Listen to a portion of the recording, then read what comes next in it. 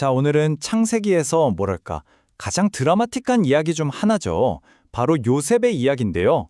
이걸 김병삼 목사님의 해설을 통해서 한번 제대로 파헤쳐 보겠습니다. 목사님은요, 분석을 시작하면서 아주 핵심적인 질문을 던집니다. 생각해 보세요. 야곱에게 아들이 12이나 있었잖아요. 근데 왜 하필 요셉이었을까요?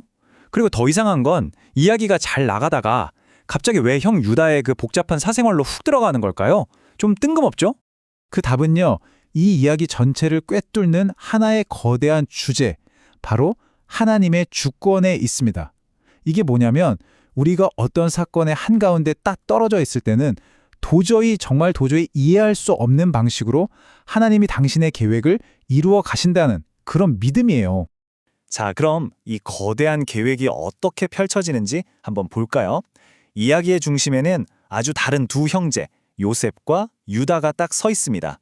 이 둘을 통해 아주 흥미롭게 이야기가 전개되죠.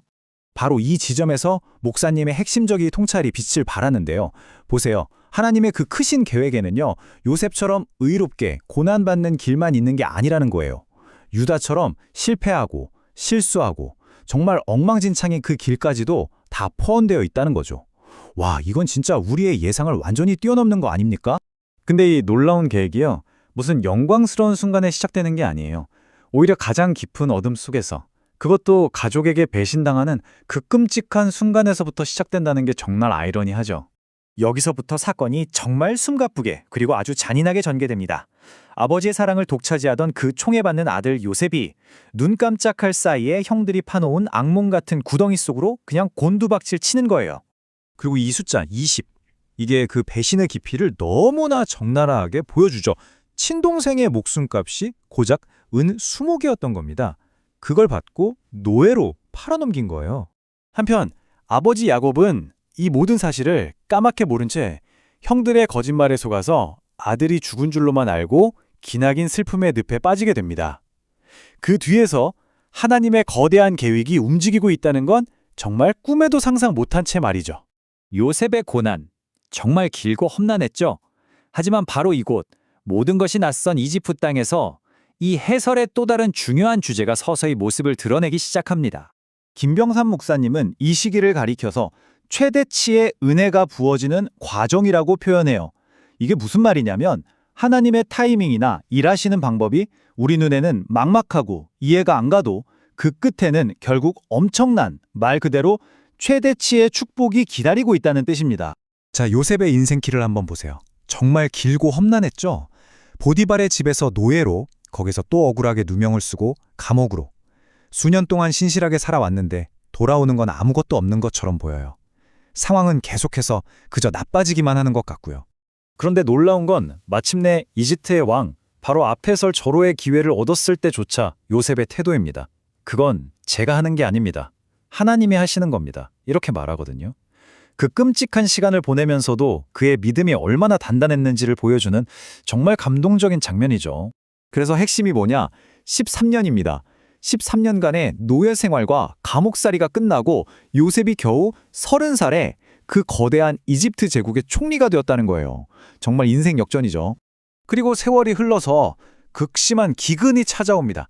바로 이 기근 때문에 형제들이 다시 만나게 되는데요. 이 재회는 형들의 인격을 시험하는 마지막이자 가장 결정적인 시험대가 됩니다. 자, 여기서 목사님의 다음 주제가 나옵니다. 바로 다 알지 못할지라도. 이게 무슨 뜻일까요? 믿음이라는 건 지금 당장 내 눈앞의 상황이 너무 고통스럽고 도무지 이해가 안 될 때조차도 보이지 않는 하나님의 선한 목적을 끝까지 믿고 따라가는 거라는 거죠. 형들 입장에서 한번 생각해 볼까요? 웬 처음 보는 이집트 총리한테 스파이로 몰리고 돈은 자꾸 자루에 그대로 들어있어서 막 불안해 죽겠고 시므온은 인질로 잡히고 이제는 막내 베냐민까지 데려오라고 하니 완전히 패닉 상태인 거죠. 과거에 저지른 죄 때문에 두려움과 죄책감에 시달리면서 이 모든 무서운 사건들 뒤에 사실은 은혜의 손길이 있다는 걸 전혀 깨닫지 못하고 있는 겁니다. 그리고 바로 그때 이 모든 이야기의 클라이맥스가 터져 나옵니다. 요셉이 드디어 자신의 정체를 밝히는데요. 여기서 중요한 건 그의 태도예요. 분노나 복수심이 아니었습니다. 오히려 지금까지 일어난 모든 일을 꿰뚫어보는 정말 깊은 깊은 신학적 통찰을 가지고 형들 앞에 서는 거죠.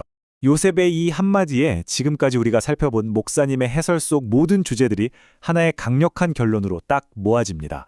바로 이 유명한 고백이죠. 형들은 나를 해치려 했지만 하나님은 그 악을 선으로 바꾸셨습니다. 이 한 문장이 이 기나긴 이야기 전체를 요약하는 거예요. 인간의 악함과 질투심마저도 결국에는 하나님의 구원 계획을 이루는 도구로 사용되었다는 것. 정말 소름 돋지 않나요? 자, 그렇다면 이 장대한 이야기에서 우리가 꼭 붙잡아야 할 핵심은 뭘까요?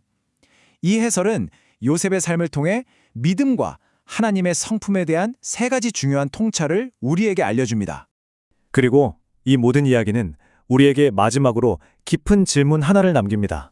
만약 하나님께서 그 끔찍했던 배신과 고통, 그 모든 혼란 속에서도 결국 구원이라는 위대한 이야기를 만들어내셨다면 지금 우리 삶에서 도무지 이해되지 않는 그 조각들 속에서는 과연 어떤 그림을 그리고 계실까요?